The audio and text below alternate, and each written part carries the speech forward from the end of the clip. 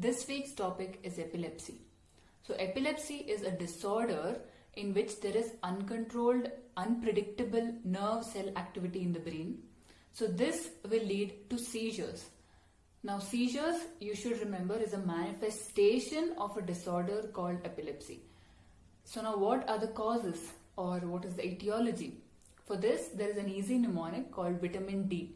V is for vascular causes like AV malformations or any hemorrhage in the brain, and vitamin I.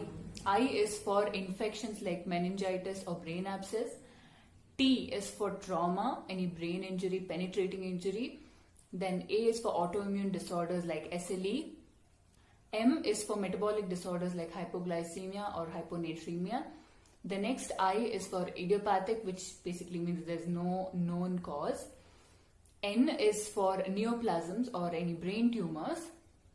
Finally, D is for certain drugs like cocaine or even alcohol. So these are all the causes which can lead to epilepsy disorder. Now let's talk about the types of seizures. So there is something called partial seizure and there is something called generalized seizure. In partial seizure, only one particular lobe or only one focal area of the brain, there is abnormal firing of signals, whereas in generalized seizure the whole brain is involved. So now let's talk about partial seizures. In partial seizures, or they're also called focal seizures, there are two subtypes. There is simple partial seizure and complex partial seizure. So in simple partial seizure, the patient is basically conscious and he knows that he's going through a seizure, and in complex the patient has no idea, he's unconscious. And the simple partial seizure lasts for about 10 to 20 seconds. Complex one lasts for about 1 to 2 minutes. In simple, the patient has something called aura, or just before going into a seizure, he knows that it's going to happen to him. It can be in the form of something visual, it can be in the form of he smells something, his ears are ringing. It's different for different patients, but they're very particular signs where the patient definitely knows he's going to have a seizure. Whereas in the complex one, there is no aura, but once they recover from the seizure, they have something called post-ictal confusion. Basically, they were unconscious during the seizure, so when they wake up, they have no idea what happened to them, how they landed up in this position. So now let's talk about generalized seizures. As I mentioned before, the whole of the brain, there is random firing of neurons. There is too much excitement and too little inhibition. So in this, there are different types. There is tonic, there is clonic. There is tonic-clonic or grand mal seizures. There is absence seizures or petit mal seizures. Then there is myoclonic seizures and atonic seizures. So now let's talk about each of them. In tonic seizures, basically the muscles become stiff and the patient can fall backwards because all the muscles are stiff. In atonic seizures, the muscles become floppy and the patient can fall forward.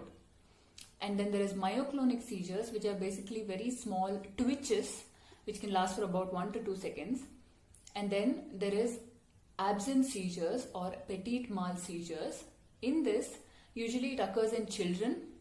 It lasts for only about less than 30 seconds and there is not much obvious signs, but the patient suddenly zones out and there is flickering of the eyes.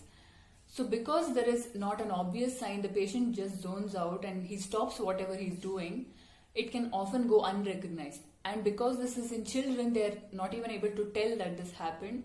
So this is a very unrecognized part of seizure. A very important finding of absence seizures in EEG is there is 3 Hz spike.